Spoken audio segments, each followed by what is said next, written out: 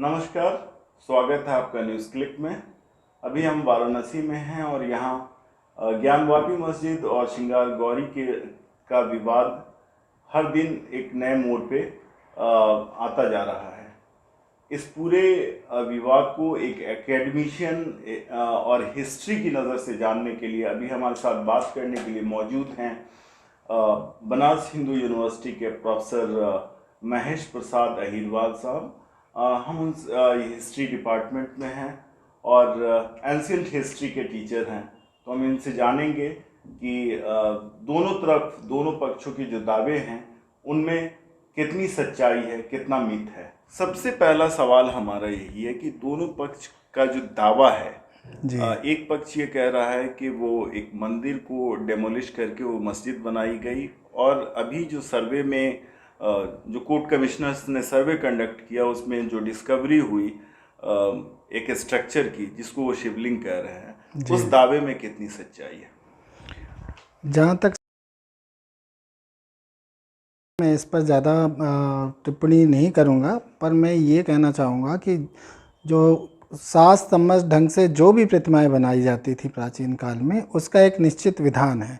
यदि वो शिवलिंग है तो वो शिवलिंग जो शास्त्रीय विधान के अनुरूप शिवलिंग बनने की प्रक्रिया है, जिसमें भोगपीठ, भद्रपीठ और ब्रह्मपीठ, ये इस तरह का कॉन्सेप्ट लेकर के बनाया जाता था, और वो शास्त्रीय विधान के अनुरूप यदि वो बना है तो शिवलिंग है। किसी भी आकार को हम शिवलिंग नहीं कह सकते हैं। तो जिस तरह से विरोधाभासपूर्ण जो बातें आ रही हैं और अपना अपना ओपिनियन लोग दे रहे हैं, कोई उसको फव्वारे की संज्ञा दे रहा है, कोई उसको ज़बरदस्ती शिवलिंग कहने में लगा है। बनारस में ऐसे हिस्टोरियन और जो कलाविद हैं जो बहुत बारीकी ज्ञान रखते हैं कला के क्षेत्र में। मेरा खुद का अपना काम है, शिवलिंग पर कलचुरी कालीन शैव प्रतिमाओं का अध्ययन मैंने किया है।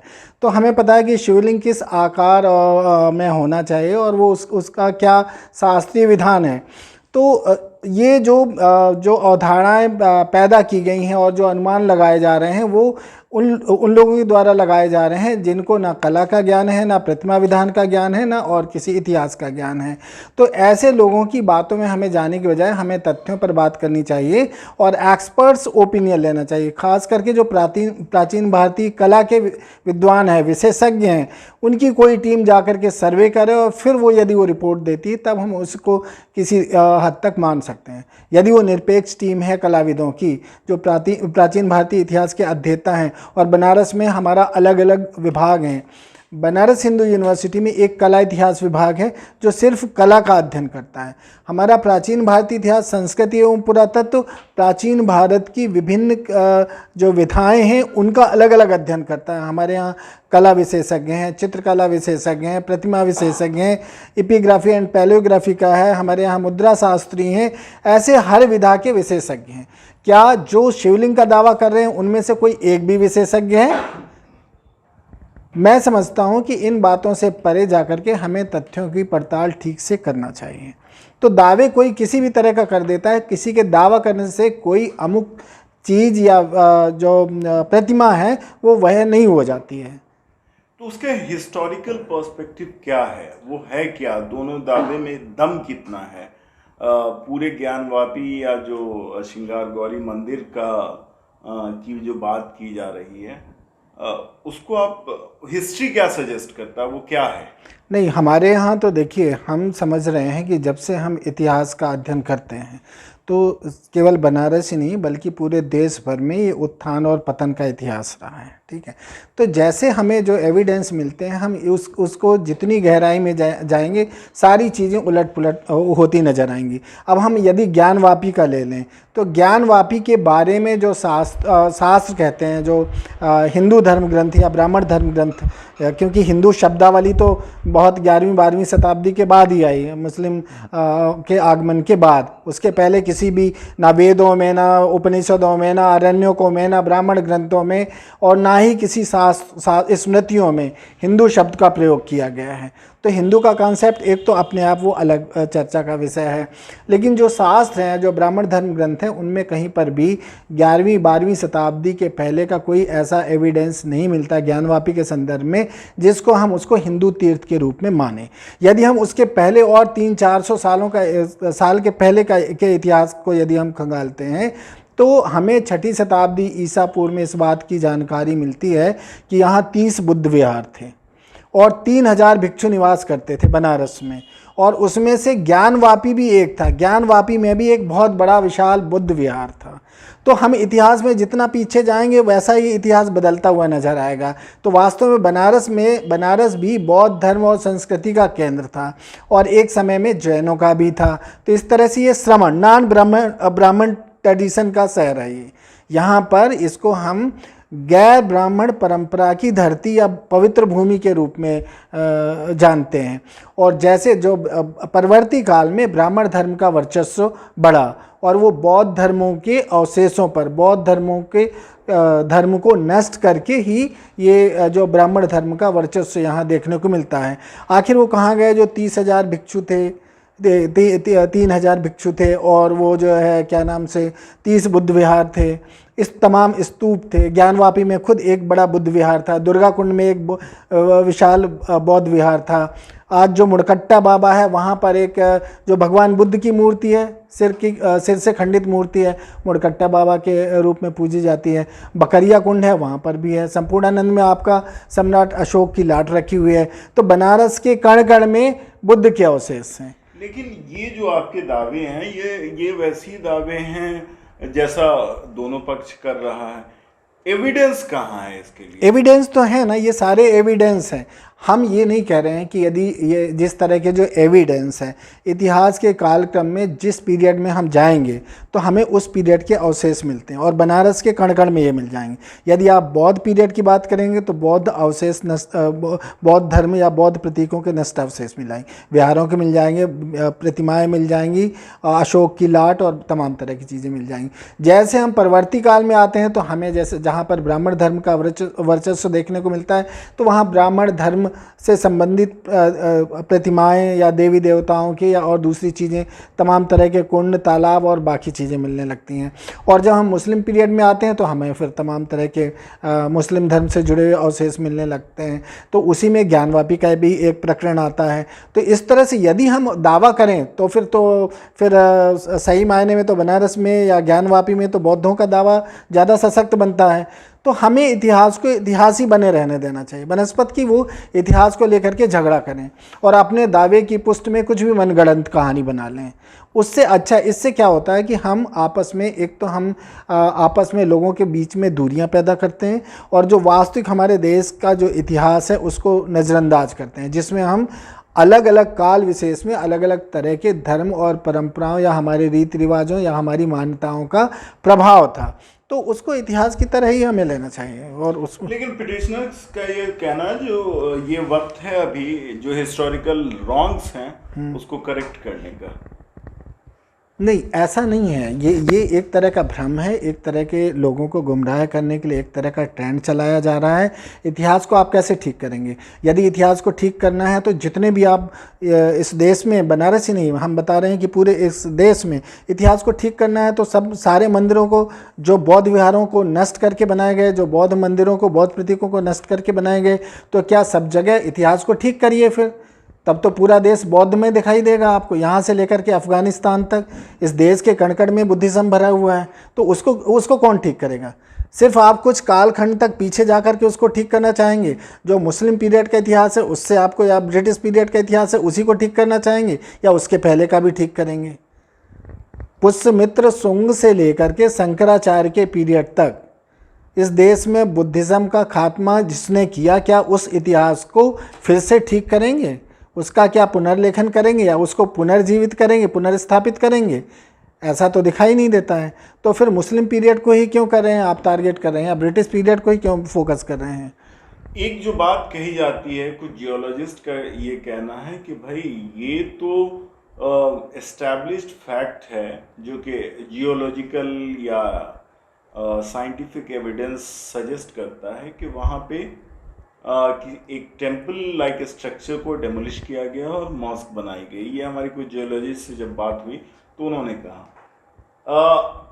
और तो लेकिन एक जो बड़ा नैरेटिव चल रहा है वो ये है कि पूरे मुगल एरा को, एक तो मुगलों को मुसलमानों से जोड़ दिया जाता है। मतलब आज के कंटेम्पररी इंडिया में इंडिया के मुस्लिम्स को मुगल से कनेक्ट करना कितना रिलेवेंट है नहीं है ये मुझे नहीं समझ में आता है। लेकिन मुगल रेड मुस्लिम्स हो गया है आजकल, औरंगजेब रेड मुस्लिम्स हो गया है आजकल।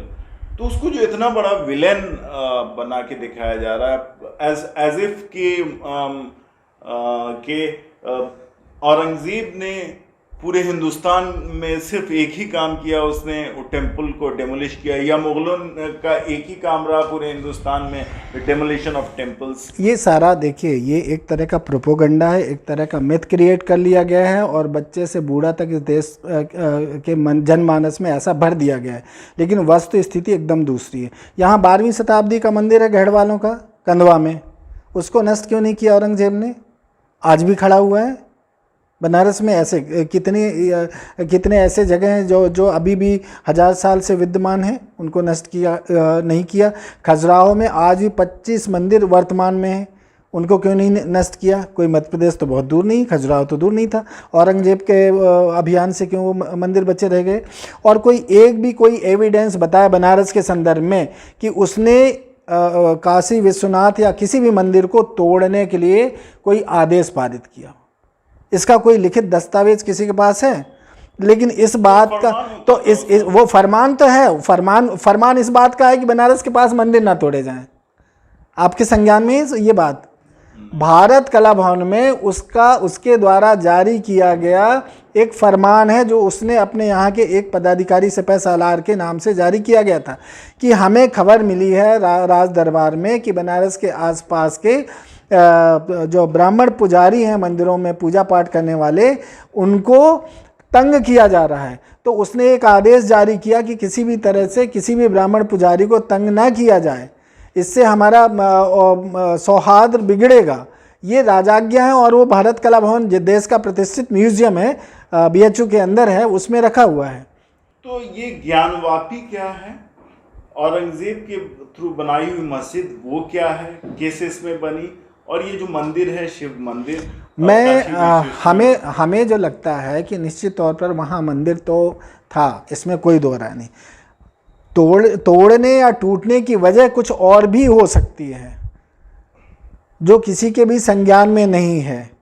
औरंगजेब यदि वो मंदिर को बचाने का फरमान जारी करता है और बनारस में दूसरा कर्दमेश्वर का मंदिर, शिव का मंदिर है, वो वर्तमान में 1000 साल से अभी खड़ा है, तो यदि वो अभियान चला करके तोड़ने के अभियान में लगा होता तो ये मंदिर क्यों बचे रहते? एक बात। दूसरी बात, यदि वो मंदिर तोड़ने का घटनाक्रम हुआ तो उसके पीछे का क्या तथ्य है, इसको खोजने की ज़रूरत है। जैसे बहुत सारे इतिहासकारों ने इस बात को इंगित किया है कि राज दरबार की कुछ हिंदू नारियां यहाँ भ्रमण के लिए आई थीं और वहाँ पर उनके साथ मिसबिहेव किया गया, वहाँ के पुजारियों या जिनके द्वारा भी किया गया हो, इस बात के बहुत पुख्ता सबूत हमारे पास नहीं है। लेकिन इस तरह का इतिहासकारों ने लिखा, इस बात को इंगित किया है और उन रानियों को तहखाने में, मंदिर के तहखाने में ले जा कर के उनके साथ मिसबिहेव किया गया और इसी वजह से वो मंदिर तोड़े जाने की खबर जो है प्रचलन में आई या तोड़ा गया, ऐसा कहा जाता है। लेकिन उसको तोड़े जाने का कोई फरमान या इस तरह का नहीं है। लेकिन हमारे पास सबूत हैं, दस्तावेज हैं जो संग्रहित हैं, जिसमें ये बात कही गई है कि औरंगजेब ने ये आदेश दिया कि कोई भी मंदिर ना तोड़े जाए और ना ही वहाँ पर वहाँ के पुजारियों को परेशान किया जाए। ये जो आप कहानी बता रहे हैं कि अच्छा, ज्ञानवापी पर देखें। ज्ञानवापी का पहला उल्लेख हमें हिंदू तीर्थ के रूप में कृत्यकल्प तरु में मिलता है और वो 12वीं शताब्दी की रचना है और वो गढ़वालों के समय है। गोविंद चंद गढ़वाल के एक मंत्री ने उसको लिखा था, लक्ष्मीधर भट्ट ने। तो ये 12वीं शताब्दी के आसपास ज्ञानवापी का जिक्र मिलता है। ऐसे बहुत से इस तरह से वो जलाशय के सूत्र बनारस में हमें देखने को मिलते हैं। उनमें से भी एक ज्ञानवापी था जिसके पवित्र जल की बात कही गई है और वही ज्ञानवापी किसी समय 400 साल पहले 400 क्यों, 600 साल पहले वहाँ बौद्ध विहार थे। तो इतिहास के क्रम को यदि पलटने जाएंगे तब तो बहुत सारी चीज़ें आपको बदलनी पड़ेंगी। तो हमें लग रहा है कि इतिहास को इतिहास ही रहने देना चाहिए और इस सच्चाई को स्वीकार करना चाहिए कि समय, काल और परिस्थितियों के हिसाब से चीज़ों में बदलाव हुआ है, हमारे प्रतीकों में बदलाव हुआ है और इसी से हमारे देश की मिलीजुली संस्कृति का विकास हुआ है कि एक तरफ क्यों हिस्ट्री को हिस्ट्री रहने दिया जाए? फेथ का मामला है, वहाँ पे फेथ है, एक पर्टिकुलर कम्युनिटी का फेथ, वहाँ पे वो डिसरेस्पेक्ट हो रहा है उनका, ऐसा कहना नहीं तो कितने सालों का होगा, कितने सालों से हम साथ साथ हैं। एक तरफ वहाँ अजान है और दूसरी तरफ मंदिर के घंटे बज रहे हैं। ज्ञानवापी कोई आज तो खड़ी नहीं की गई है, आज ही ये इशू क्यों उठाया जा रहा है? अभी क्या बनारस में ज्ञानवापी में नमाज अदा नहीं की जाती थी और बगल में जहाँ श्रृंगार गौरी है या काशी विश्वनाथ का मंदिर है, क्या वहाँ तीर्थयात्री नहीं जाते थे? क्या वहाँ सुबह शाम संध्या दोपहर और सुबह की आरती नहीं होती? सारी चीज़ें हो रही हैं। तो उससे तो हम आपस में मिलजुल करके रहना सीखा है हमने। हमारी मिलीजुली संस्कृति का प्रतीक है कि एक दीवार के एक तरफ घंटे घड़ियाल और पूजा हो रही है और दूसरी तरफ अजान हो रही है, नमाज अदा की जा रही है। तो ये हमारे सौहार्द का ही तो प्रतीक है। ये आज ही क्यों बदलना चाहते हैं भाई? हम 400-500 सालों से साथ रह रहे हैं, तब हमें कोई प्रॉब्लम नहीं थी। एक साइड तो ये कहता है, जो आपने अभी स्टोरी बताई कि वो जो पुजारी आए थे और औरतों के साथ मिसबिहेव हुआ, ये इसको एक साइड तो बिल्कुल रिजेक्ट करता है, बोलता बोगस स्टोरी है ये। आप हर स्टोरी को बोगस कह देंगे जो आपके फेवर में होगी या जिसको आप सुविधाजनक समझते हैं, वो सारी ऐतिहासिक तथ्य भी वो आपके सही मतलब झूठे हैं और जो आपको सूट नहीं करता है वो बोगस स्टोरी है। तो इतिहास को नकारने की ये इस प्रवृत्ति से हमें बाज आना चाहिए पहली चीज़। और यदि हम इतिहास को फिर से ठीक करना चाहते हैं तो थोड़ा हम इधर मुगलों तक का इतिहास क्यों ठीक करें, फिर हम 12वीं शताब्दी का इतिहास क्यों नहीं ठीक करें, फिर हम उसके पहले का जो घटनाक्रम है जहाँ पर बौद्ध धर्म के नष्ट अवशेषों को, विहारों को, स्तूपों को नष्ट किया गया, उसको फिर क्यों नहीं ठीक करें हम। आखिरी के 2 सवाल, एक ये कि अल्टीगर की किताब है, एक अथॉरिटी माना जाता था वो वाराणसी की हिस्ट्री पे, उसमें क्या हिस्टोरिकल एविडेंस मिलते हैं इन सपोर्ट ऑफ मॉस्क और टेम्पल और द परपेट्रेटेड शिवलिंग्स? देखिए, बनारस में और पूरे देश में भी जो शिवलिंग के निर्माण की प्रक्रिया, शिवलिंग की पूजा की परंपरा के एविडेंस है कुषाणों के पीरियड के। कुषाणों का पीरियड क्या है? 1ली शताब्दी ईस्वी, 78 और ऑनवर्ड है ना, 1ली शताब्दी के आसपास का समय है। और वहाँ पर हम देखते हैं कि इस देश में प्रतिमाएं बनने लगी और शिवलिंग और बाकी हिंदू और ब्राह्मण, बौद्ध, जैन सभी धर्म से संबंधित प्रतीकों का निर्माण होने लगा। तो ये और उसमें ये तीनों धर्म, ब्राह्मण, बौद्ध और जैन के अवशेष यहाँ पर मिलते हैं। बनारस सिर्फ इतना ही नहीं, यहाँ पर सबसे पहले यक्षों का प्रभाव था और यक्षों में यक्ष जो लोक देवता माने जाते हैं, ठीक है ना। तो ये सारी कहानियाँ अल्तेकर साहब की किताब में मिल जाएंगी, आपको वासुदेव शरण अग्रवाल की किताब में मिल जाएंगी कि बनारस का इतिहास क्या है और यहाँ किन किन प्रतीकों की पूजा होती थी, उनका क्या इम्पोर्टेंस था यहाँ के लोगों के लिए। एक वीर का कॉन्सेप्ट है, जो लोक देवता माने जाते हैं, जगह जगह आप देखेंगे भोगा वीर, बुल्ला वीर, बड़ा वीर, छोटा वीर, तमाम तरह के ऐसे हमारे यहाँ नाम हैं। आज भी उन देवी देवताओं की पूजा होती है। तो यहाँ लोक का और उसका एलिट का दोनों का मिला जुला रूप रहा है। तो यहाँ पर हम देखते हैं कि चाहे वो लोक देवताओं का प्रभाव देख लें या फिर आपको प्रमुख जो ब्राह्मण, बौद्ध और जैन धर्म से संबंधित प्रतीक हों, सबका इतिहास आपको मिल जाएगा। हाँ, यदि हम उसको क्रमबद्ध स्टडी करना चाहेंगे तो सबको आपको समाहित करना पड़ेगा, आपके जहन में स्वीकार करना पड़ेगा। और यदि हम ये सोचें कि नहीं, सिर्फ हम आपका जो मंदिर और मस्जिद के झगड़े को हम लोग हाईलाइट करके और लोगों के आपस में जो हज़ारों साल से मिलजुल करके रहने की जो प्रवृत्ति है उसको ख़त्म करना चाहते हैं, तो ये बहुत बड़ा एक तरह से हमारे लिए, हमारे अतीत के लिए भी नुकसानदेह है और आने वाले कल के लिए भी बहुत ज़्यादा नुकसानदेह है। एक आखिरी सवाल, जितने भी दावे किए जा रहे हैं, या तो शिवलिंग का दावा हो या फाउंटेन का दावा हो, या तो टेम्पल के डेमोलिशन का दावा हो या मंदिर के उसी जगह पे मंदिर के कंस्ट्रक्शन का दावा हो, किसी तरह का कोई सर्वे है अब तक, आर्कियोलॉजिकल सर्वे, कोई हिस्टोरिकल एविडेंस मिला है नीचे से जो इसको सपोर्ट करता है? या इन पूरे दावों में के कोर में सिर्फ आस्था है, फैक्ट्स नहीं है? नहीं, फैक्ट्स तो कुछ भी नहीं है। आस्था को हम भले मान सकते हैं, और यदि इस तरह के सर्वे की भी बात करें तो कोई भी, ना तो आर्कोलॉजिकल सर्वे या कोई भी जियोलॉजिकल सर्वे, किसी तरह का सर्वेक्षण भी नहीं हुआ प्रॉपर तरीके से। यदि ये सर्वेक्षण होते हैं, बनारस में बहुत जगह हमें आपका पक्का महाल भी, जो सराउंडिंग एरिया है पक्का महाल, वहाँ पर भी प्रोफेसर विदुला जायसवाल का अपना एक्सकवेशन है। बनारस में बहुत साइट्स खोदी गई हैं, बनारस और उसके आसपास। तो अच्छा होता कि पुरातत्वविदों की टीम के द्वारा यहाँ पर एक्सकवेशन करवा लिया जाता। उससे सारे मतलब इतिहास की परतें एक के बाद एक खोली जा सकती हैं, और जो भी एक्चुअल एविडेंस है वो सामने आ सकते हैं। लेकिन तब भी हम फिर दोहराना चाहेंगे कि इस तरह के एक्सरसाइज से कोई फ़ायदा नहीं होने वाला है। क्यों? क्योंकि जब इतिहास के आप पन्ने पलटना शुरू करेंगे तो कभी ब्राह्मण धर्म के अनुयायियों ने बौद्ध विहारों को नष्ट किया, बौद्ध मंदिरों को नष्ट करके उनके अवशेषों पर इन्होंने मंदिरों का निर्माण किया, और कभी फिर जब एक फेज आता है, जब तो किसी वजह से ही क्यों ना ही सही, जब मंदिरों को नष्ट करके या मंदिरों के ध्वंसावशेषों पर दूसरे मस्जिद या इस तरह की चीज़ें बनाई गई। लेकिन ये दावा कि उसी जगह पर किसी मंदिर को तोड़ करके मस्जिद बनाई गई, ये बेतुकी बात है। उसके कोई भी एविडेंस इस तरह के नहीं है। मंदिरों को सुरक्षित किए जाने के और पुजारियों को ना परेशान किए जाने के फरमान तो हमारे पास हैं, लेकिन उस मंदिर को कब और किस आदेश से नष्ट किया गया, इसका कोई भी हमारे पास दस्तावेजी सबूत हमारे पास नहीं है। ऐसा अक्सर पूरा एक जगह नहीं, बनारस में नहीं, पूरे देश में ऐसा देखने को मिलता है कि बहुत से जहाँ पूजा घर हैं उन्हीं के समीप दूसरे मस्जिद या और दूसरे प्रतीकों का निर्माण किया गया, और मिलजुल करके लोगों ने अपने धर्म की आस्था के और मान्यता के अनुरूप वो पूजा आराधना या फिर बाकी काम करते रहें। तो इसमें किसी तरह का हमें नहीं लगता कि हिंदू और मुसलमानों के बीच में किसी तरह की फसाद की जड़ ये मंदिर और मस्जिद बने हों कभी। बनारस में आप देखें कि वहाँ पर एक दीवार के इस पार पूजा हो रही है और दूसरी तरफ नमाज पढ़ी जा रही है। तो उन दीवारों ने, उन पत्थर के प्रतीकों ने और वो या मस्जिद की दीवारों ने तो हिंदू मुस्लिम में भेद पैदा नहीं किया। लेकिन आज जिस तरह का माहौल बनाया जा रहा है वो सुनियोजित तरीके से एक तरह षड्यंत्र के तहत लोगों के अंदर एक द्वेष पैदा करने के लिए, और लोगों के अंदर जो हजारों साल से हमारे एक तरह से हम कह सकते हैं कि हमारे भारतीय संस्कृति के डीएनए में है, लोगों के डीएनए में है कि वो आपस में मिलजुल करके रहते आए हैं। लाख झंझावतों के बाद भी उसको तहस नहस करने की एक तरह के सुनियोजित साजिश हमें दिखाई देती है। तो ये थे प्रोफेसर अहिरवाल, इनको आपने सुना।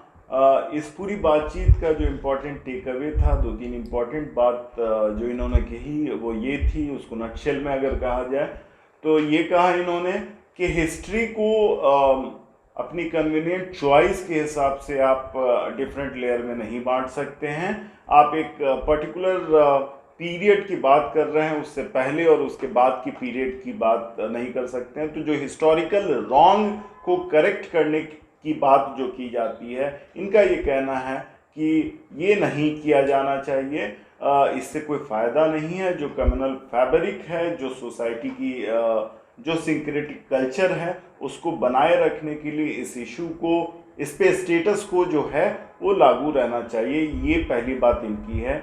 दूसरी बात ये है कि सर्वे कमेटी जिस पे ये सारा विवाद चल रहा है, जो कोर्ट अपॉइंटेड कमिश्नर्स थे, इनका ये कहना है कि वो कोई हिस्ट्री के एक्सपर्ट नहीं थे, जियोलॉजी के एक्सपर्ट नहीं थे। तो